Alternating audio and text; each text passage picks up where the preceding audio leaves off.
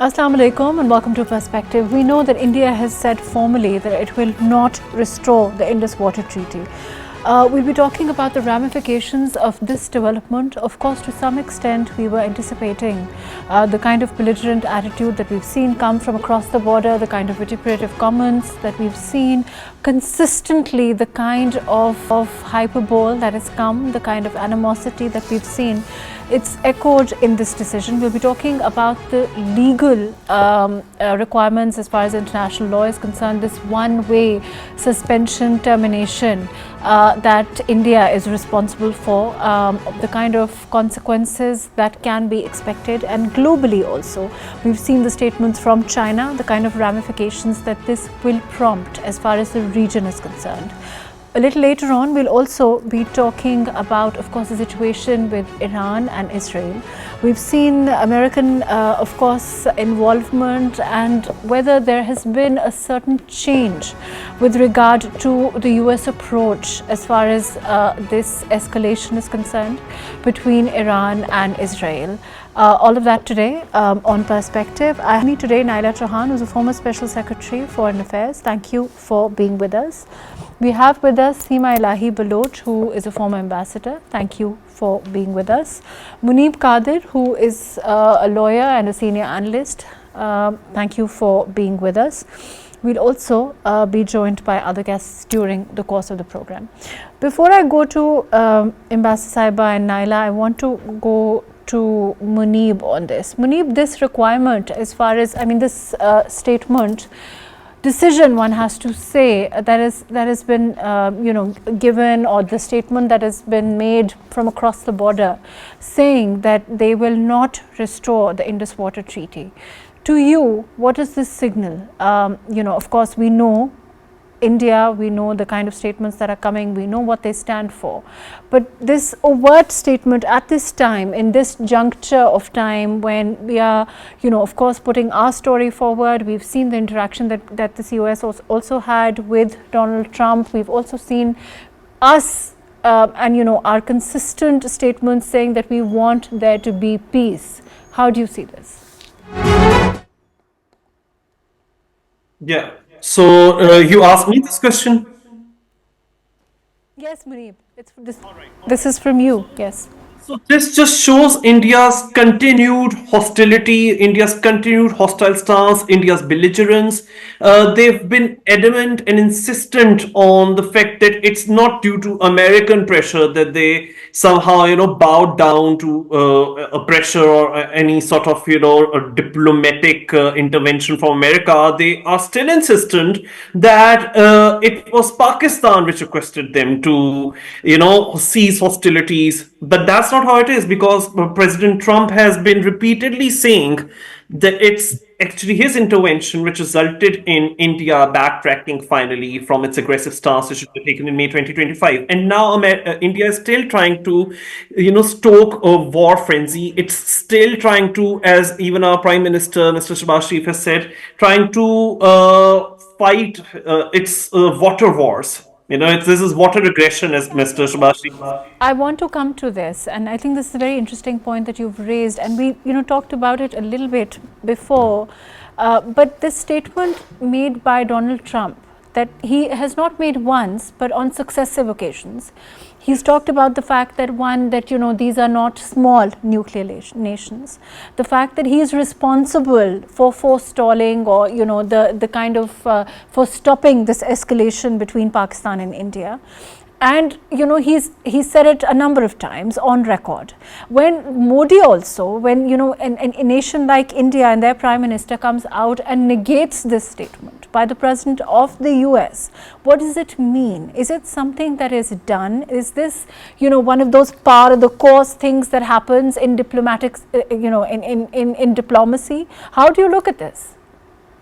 I believe India is on a suicidal mission diplomatically, because they have such an inflated sense of their strength, which is, by the way, non-existent. Because had their narrative been that strong, had they really had the kind of clout that they claim to be on the global stage, Well, then, their delegation, which went abroad to various countries to put India's stance forward, they would not have failed so miserably as they did. And even Shashi Tharoor's son was asking him, "What evidence have you got of Pakistan's involvement in the Pahalgam terror attack?" And he could not come up with anything. So that just shows that when the president, the US president, is saying that he loves Pakistan, and when he says that he wants to increase his trade with Pakistan, then he also meets Pakistan's chief of army staff in a huge diplomatic blow to India. It shows that their diplomacy, if there was any at all, has failed miserably. And so they are so desperate that they are again and again and repeatedly stoking water aggression, stoking water related wars. And that's why people like Amit Shah are now saying that we are going to divert Pakistan's share of water under the Indus Waters Treaty to other parts of India, which is highly illegal.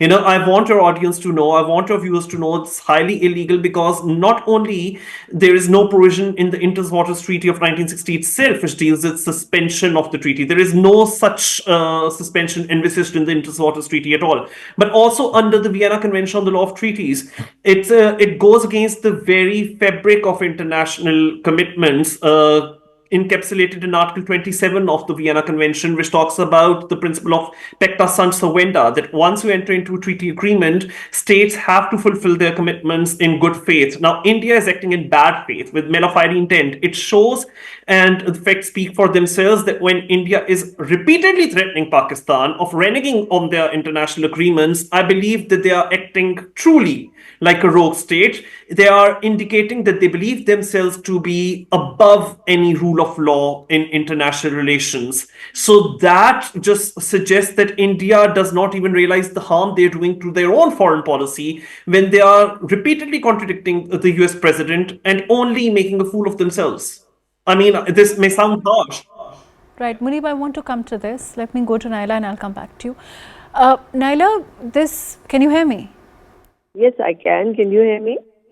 Ji, loud and clear. NAELA, there is, as far as this statement is concerned, in terms of the region, when we look at the statement that came from China, do you think that India is risking, a huge kind of upheaval, a huge kind of setback within the region also by making these statements and, by going ahead along this route? I am not sure if they have the ability to create upheaval in the region. I think they're going to implode. India is going to implode with its policies because, as you know, their breadbasket is Punjab. Yeah. And they already have an issue of Khalistan. So, Khalistan was not even given 7% of the water that they had diverted.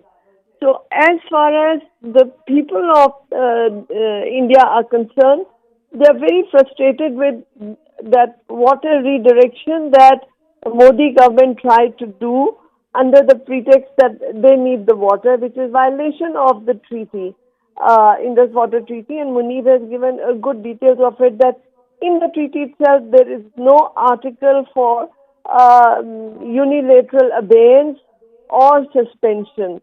The treaty only talks about arbitration, whether it's a neutral arbitrator acceptable to both parties, or take the case to International Court of Arbitration. So that is a violation, number one. Number two, at this moment, India is trying to play the upper riparian state vis-a-vis us and threatening us. They forget that it is not an upper riparian state, it is a middle riparian state. So like China has already told them that do unto others what you wish to be done to yourself, which Indians have been interpreting China is threatening us. But the point is that India is threatening other regional countries like Pakistan, and if it does so, then it is not, insular to the same medicine for themselves. But NAELA, in terms of this whole catastrophe, what of course is water aggression by India, is there a precedent for it? And do you think that, and the way that it's been handled, of course, the false flag, and of course after that the investigation, and then the immediate cutting off of water, and then assertions like this. Has this been done? If we look at, the kind of water situation there is overall? Well, in history, wherever it has been done, it has been condemned and it backfired to the country which tried doing it. India should learn lessons from history. And if it does it unilaterally here, it cannot hurt Pakistan as much as it will hurt itself, firstly. Secondly, even if they re-divert the canals, it will take them a few years before they can implement it. Meanwhile, their people will suffer because the flow of water will affect them as much as it will affect us. And then it's violation of, as said already, international treaties. It's also a violation of commitments to the climate change, the COP, because if you create false floods and how the climate is changing, it will become devastating for all the countries of the region, particularly India itself. Fair enough. Let me come back to you, NAELA. We also have WAJIH ABBASI Sahab who is in the studio. Thank you for joining us. WAJIH Sahab, is this first of all technically possible? Because you know what NAELA just said, she's talking about the fact that is it possible for India to divert this water and not damage its own agriculture, not damage its own soil? Frankly speaking, that's possible, because first you take Chenab. They can take Chenab's water to Ravi or beyond without through Jammu and Udhampur and that sort of areas. So they can. It's theoretically it's possible. Then comes Jhelum and the Indus. India has that integrated river system plan, in which they plan to integrate all the rivers. So they can, in the long run, in very long run, they can have tunnels within the mountains, and they can take. But in the short, I mean, of course, in the long run, maybe. But as in terms of what they're saying right now, they're going to do, they will end up damaging their own soil also, right? That will the overflow of water that they're talking. Not much. Not much. Okay. We shouldn't be going to what it will do to India. And what consequences India will have on that. We should focus ourselves to what consequences it will have on us and what response we will have. We have already given 2 rivers from the Indus system to India. That wasn't due to, for all purposes. If you take on the principles and all the historical usage and all that thing. The Punjab's area, which fell into India after partition, used to utilize only 30% of waters of Sutlej, Byas and Ravi. So they were entitled to just 30% of water. But when we talk about this, just let me finish it. They took all those waters of those 2 rivers. Because we had to concede due to international pressure. Let's concede we in any case have shorter share. Yeah, we have already got the shorter share, but historically.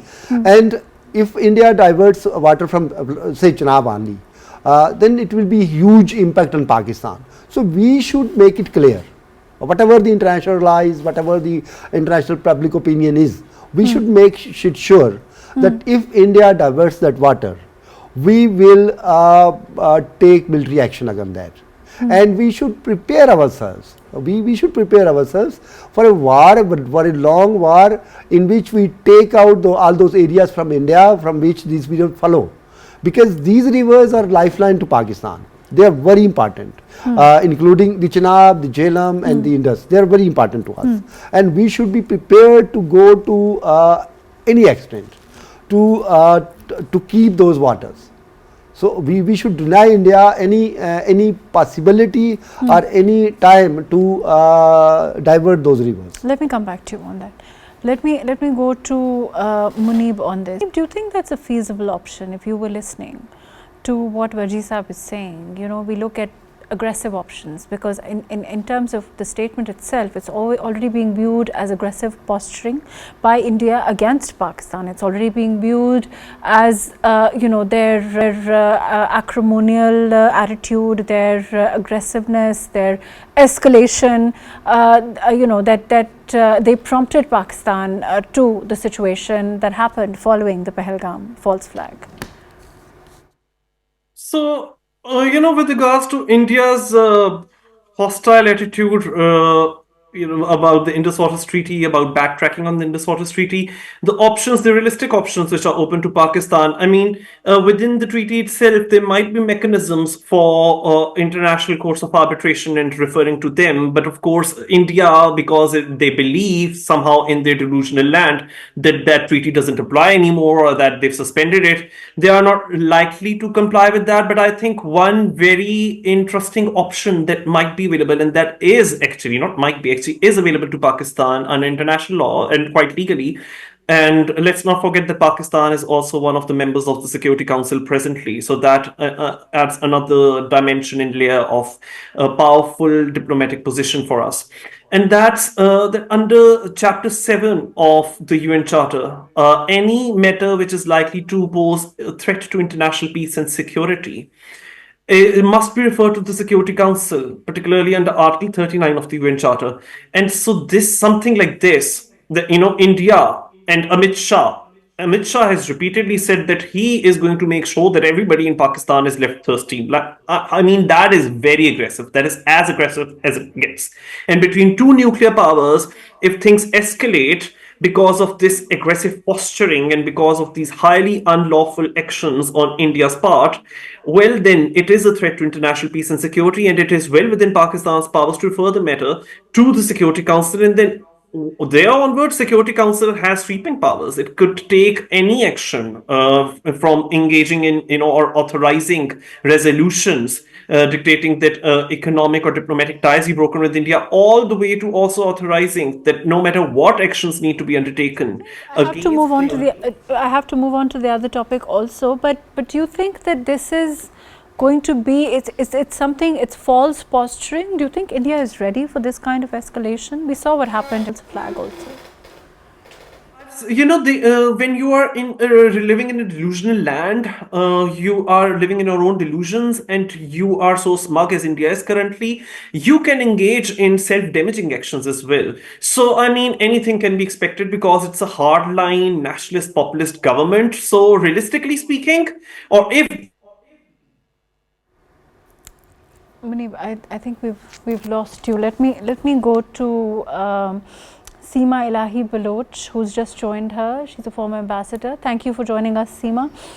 SEEMA, I want to move on to the situation at this time between Israel and Iran as we see it. The escalation also, particularly with regard to the US. Do you see a change there? Do you see a certain change in attitude as far as the US itself is concerned?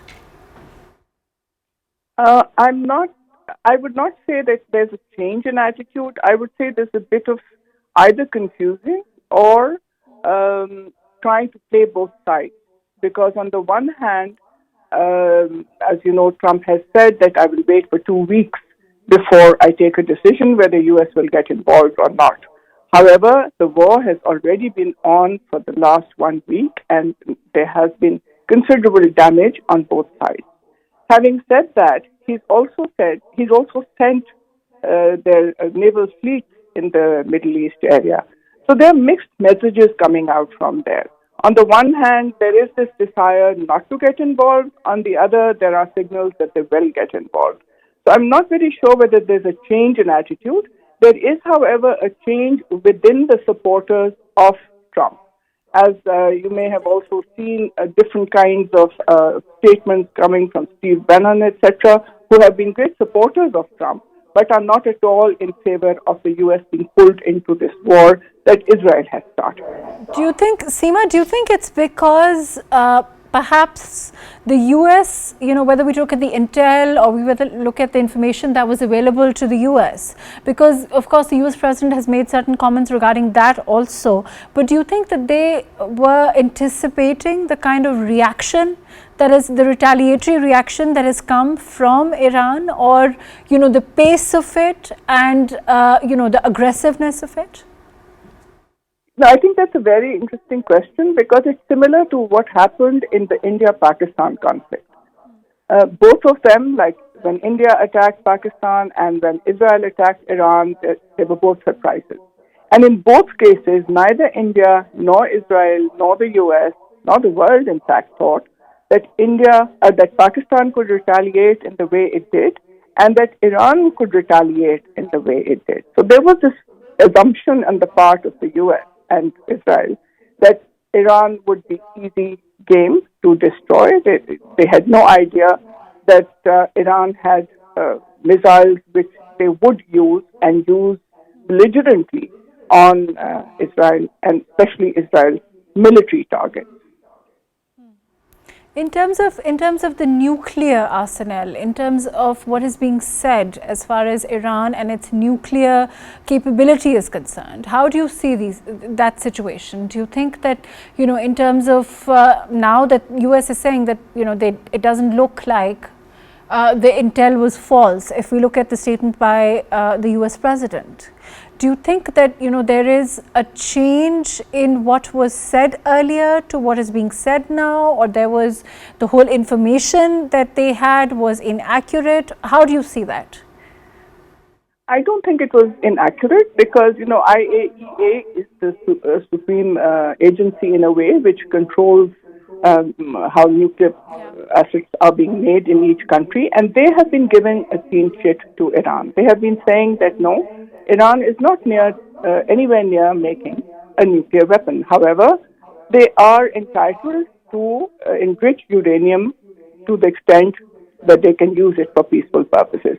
Now, it's very interesting that initially the director of U.S. intelligence, Tulsi Gabbard, had given a statement that, U.S. does not believe that Iran is making a nuclear weapon. However, she was then reprimanded by Trump. And I think a few hours ago she said something to the effect that yes, they can make a nuclear weapon, which is again a false flag. It's more like the weapons of mass destruction in Iraq.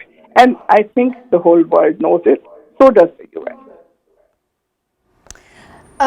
Seema, in terms of like I said earlier, the kind of aggression in retaliation that we've seen from the Iranian side, if it continues and if we look at a long haul, do you think that, again, Israel can afford the kind of, this kind of a retaliation in the long term?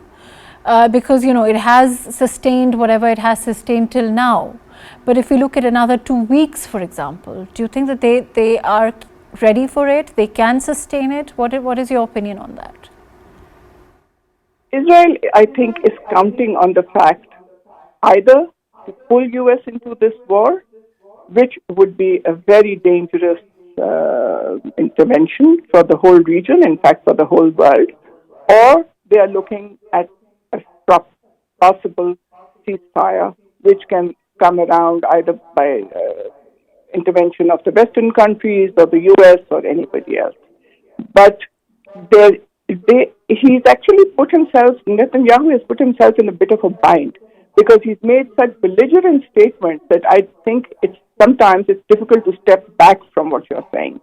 But I personally really don't think they have the capacity to answer your question, that they can go on with an endless war unless America supports them. American support that you're talking about, we have had the US president say that, they have the American equipment, which is the best in the world. We also have had him say that, there is, as far as Iran is concerned, they are not, ready for the kind of aggression, that can be leashed on them. When we have these kind of statements coming from the US, again, the US president also known for his erraticness, and we don't know, if they stand behind Israel and how far they stand behind him. So in this situation, do you think that Israel is leaving itself sort of open to being harmed in a manner that they, like you said also, have not anticipated? That was the point I was making, that they cannot possibly think of prolonging this war beyond a point, and there must be behind the scenes dialogue with the US on how to kind of contain it. because now the U.S. is also, Trump is also in a bind. The MAGA supporters, there's division there, the public, what is happening in the universities. So there's a huge anti-Israel backlash amongst the U.S. voter. Can Trump really afford to annoy all of them? That is also a question that Netanyahu will also have to think about. Right, fair enough. Thank you so much, SEEMA. Thank you for joining us today. I'm going to go to NAELA. NAELA, there's the anti-Israel sentiment that SEEMA spoke about. Do you think, we've spoken, you and I, we've spoken about Palestine and Gaza. And we've spoken about, this sentiment with regard to Gaza in particular, and the way that, there has been an out reaction to the kind of brutality that is at play in Gaza. Do you think it's of a concern to either Donald Trump or the US at all? In what context, MAHRUKH, are you asking concern to United States? I'm saying that this anti-Israel sentiment that SEEMA spoke about, I don't know if you could hear her or not, but she said that there is this huge anti-Israel sentiment that is brewing in universities and all over in the US, following, of course, the Israel and Iran retaliation also. But is it of concern to the US, do you think? Is it going to influence whether the US stands behind Israel or not? Because, as far as the US president is concerned, he said that as far as Europe is concerned, it's not going to be able to help Iran.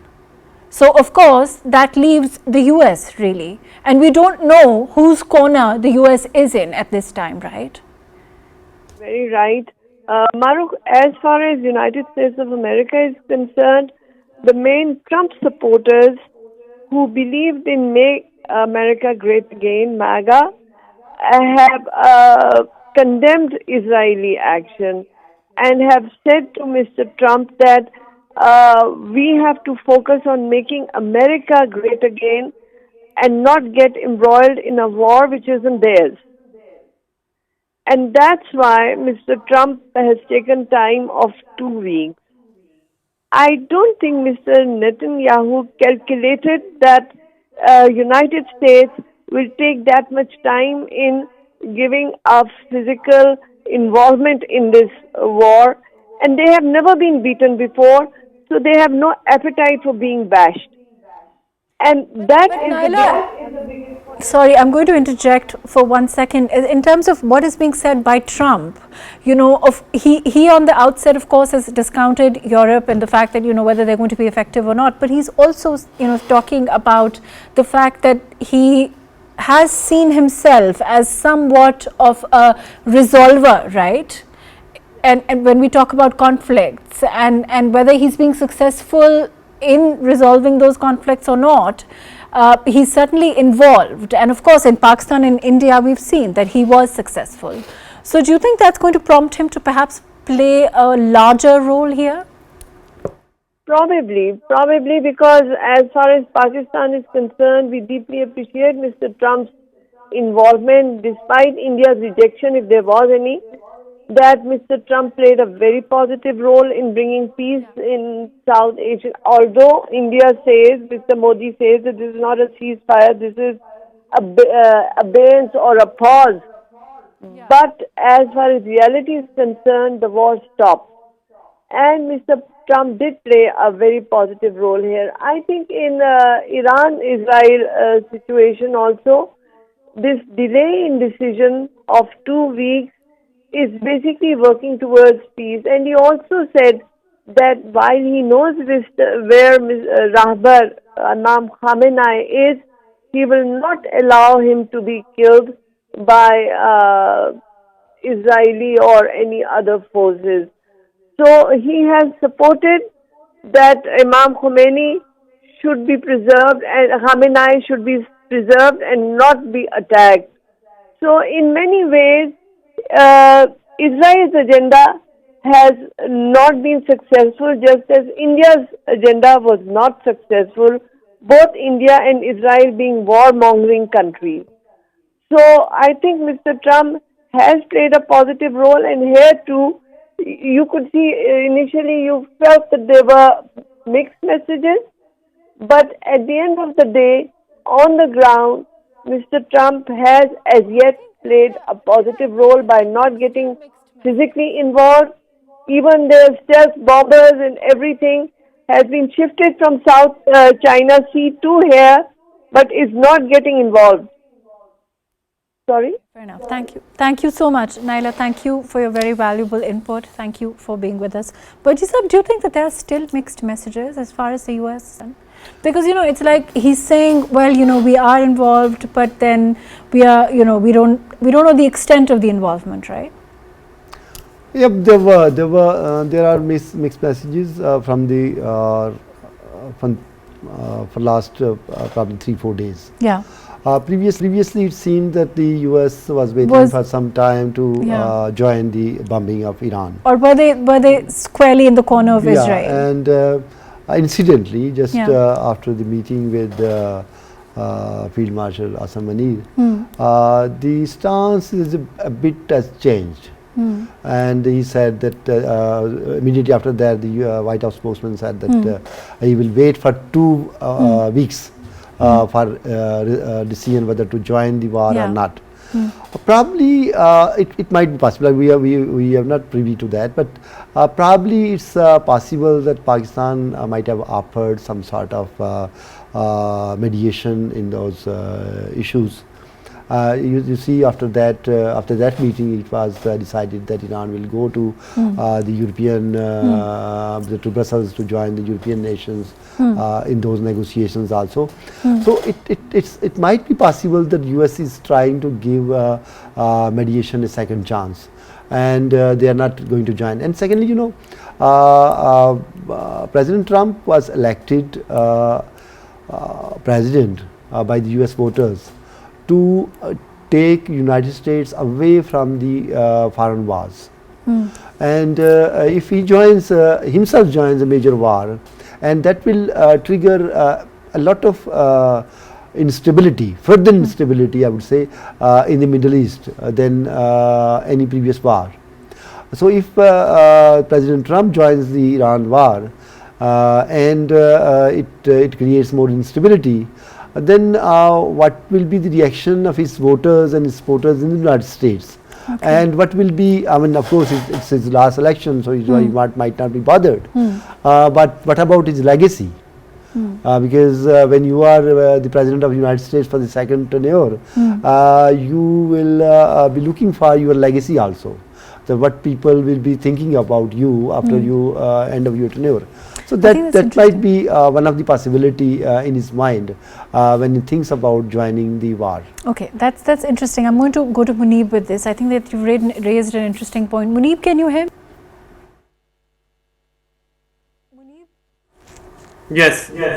Muneeb, there's something that Wajih Sahab here said. He said that it might be of concern to the US president what kind of legacy he leaves after. Do you think that could be a cause of concern for the US president as we see him at this time? Certainly, if we look at, like I earlier said, Pakistan and India, or we look at Ukraine and Russia, or nothing happened with regard to Gaza and Israel, but he does see himself as somewhat of a resolver, right? Or somewhat of a he said in case of Pakistan and India that he was responsible for stopping a war between 2 huge nuclear nations.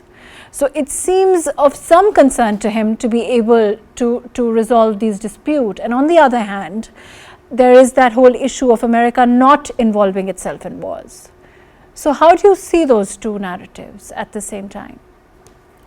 So even though Donald Trump has posited himself as the rescuer, the savior of the world, who's going to end all conflicts, but that is exactly the reason why many of his own followers are divided into 2 factions. There's one faction which really likes Donald Trump to take a hardline approach in Israel's favor, and then there's another faction within his MAGA movement which feels a bit betrayed, perhaps that the US president, who had promised that he's going to save all that money which had been used in America's defense budget in funding wars abroad, he would bring that money back into the American economy. They feel betrayed. And, looking at President Trump's rhetoric, I don't really think he's very irked or he's unnerved about his reputation or legacy, so to speak, because he wouldn't have said something like what he has said recently. He said that he might think of coming to the negotiating table with Iran or trying to find a possibility of a ceasefire between Iran and Israel. But why would he do that? I mean, he has said it. Why would he do that when Israel is clearly winning and Israel is not on the losing side? So that clearly shows that President Trump favors whatever Israel is doing in Gaza, whatever Israel is even doing in Iran. And it's only other European counterparts of Donald Trump, European leaders who are concerned about what Israel is doing and who have now become critical of what Israel has been doing. I mean, but he's completely discounted. But he's completely discounted Europe, and he said, well, they're not going to be able to help Iran. So he's not, he's fairly certain that it's only the US that can play any role then, right? No, but Donald Trump doesn't really, as I've said, he doesn't seem to be irked by whatever Israel is doing, or that the tensions are escalating between Iran and Israel. He has just said that he will need 2 more weeks to decide, not only as to what military action he would take against Iran, but also whether he would spare the supreme leader, the Iranian supreme leader, the Ayatollah. So that just shows that Donald Trump stands quite to the other end of the spectrum as compared to his European Union counterparts. Now, just this weekend, it's actually European Union leaders who've met the Iranian Foreign Minister Arakchi in Geneva, and they've tried negotiating with Iran, but then Iran has again said that if US enters into this war, it's going to lead to some very dangerous outcomes. So I think that Trump isn't really as perturbed by what Israel is doing and the tensions which are escalating between Iran and Israel as much as European leaders are, as much as Kaja Kallas, the European Union Foreign Minister, might be, or the German foreign minister might be. But isn't the question, MUNEEB, whether who's going to be able to help Iran, right? Who's going to help Iran? Who's going to be able to help him? If we compare Europe and US, it seems that Europe can't really do much, right? I think that Donald Trump feels very confident that only he has the so-called bunker buster bomb. And that is exactly the reason why Israel wants America to intervene, because they know that the so-called bunker buster bomb, which America has, can be used to destroy the Fordo uranium enrichment facility in Iran. So I think that Donald Trump feels that. Right, fair enough. Let me go to NAELA. Can you hear me? Okay. Baji Saab, do you think it's going to make a difference? I mean, of course, as far as Europe is concerned, do you think it's going to be able to make a difference to the Iranian situation at this time? I mean, of course, we should be hopeful because that might be possible. Because as long as as MUNEEB was saying, that as long as Israel is winning, the US will not be bothered.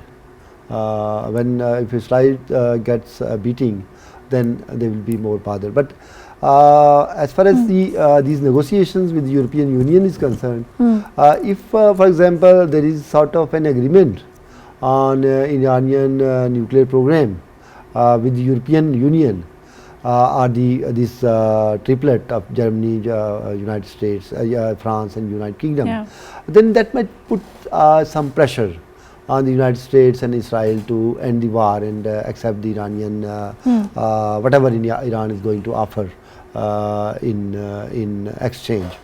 And if the United States one way or the other decides not to join the military campaign against Iran, then with the passage of time, though the Israeli air defense system is quite strong and they are blocking most of the Iranian missiles, but still some of the missiles go through and they damage Israeli infrastructure.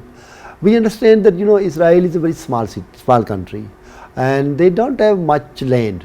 So even if 3, 4, 5 missiles every day are penetrating, then they will going to create a lot more impact in Israel than the Israeli free bombing in Iran is doing to Iran, because Iran is a huge country, and Israel is a very small country. And secondly, I don't know whether we normally look into that or not, but you know, the almost probably 80% of Israelis are dual nationals. They hold passport of another country or more than one country. Okay.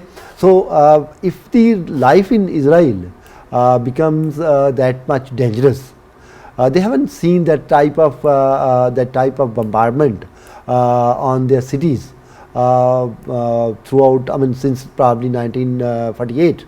In every war, Israel has been having upper hand.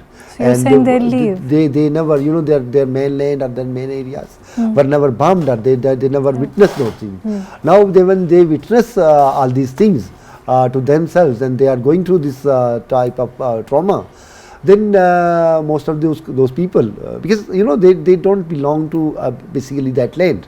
They have come. So you see a lot of those people fleeing then? That's quite possible. And the long term, probably people are not going to come to Israel from other countries. The Jews are not going to come to Israel because of these type of threats, because they might think that, you know, today it's Iran, tomorrow it might be some other country. Fair enough. Thank you. Let me go to NAELA. NAELA, do you see this conflict becoming larger, unfortunately? Because, you know, we know what Palestine and Gaza, and now Iran and Israel. Or do you think that, you know, on the domestic front, there has to be a containing force to Netanyahu to stop now? I think there is, you see, because as Abbasi Saab was saying, Israelis have not taken a beating like this ever before. And Netanyahu is now on a very weak wicket. He basically did this because he had lost his popularity in his own people, and it was his existential issue personally. Now, because of his ego and his viciousness and his political ambitions, he has put his own people at risk. So there's a very strong lobby against him in Israel for continuing these actions. And the worst part is, MAHRUKH, that they want, Netanyahu is desperate to involve United States of America in this, you know, war that he has started himself. They are holding these dual nationals from United States as practically hostage in Israel. They are not letting them fly back to United States so that they could call United States to come and save their people. So this is a clever game they're trying to play, but Mr. Trump has been very smart. He hasn't fallen in the trap that Netanyahu had laid and has given 2 weeks' time. So Israel doesn't have the appetite to be beaten. It doesn't have that depth and profundity that Iran has. So basically, this might be end of Israel the way we have seen it grow. Right. Thank you so much, NAELA. Unfortunately, that's all the time that we have. Thank you for being with us today. Thank you for joining us. WAJIH Abbasi Saab, thank you for being with us today. MUNEEB QADIR, thank you for joining us. SEEMA ILLAHI BALOCH, thank you for being with us today. Of course, in terms of the containment, as far as you know, this conflict between Iran and Israel is concerned, we'll know more. But at this time, it seems that as far as the US is concerned, there is a certain reticence, at least, with regard to how and when they will proceed against Iran, if at all. And of course, the Europe factor and the fact that the US president discounts it may not necessarily be, you know, the accurate picture here as we spoke. So I guess in the next 2 weeks, it should become clearer. And of course, whether Israel can take on a prolonged conflict at all is another question here. Thank you so much for joining us today on Perspective.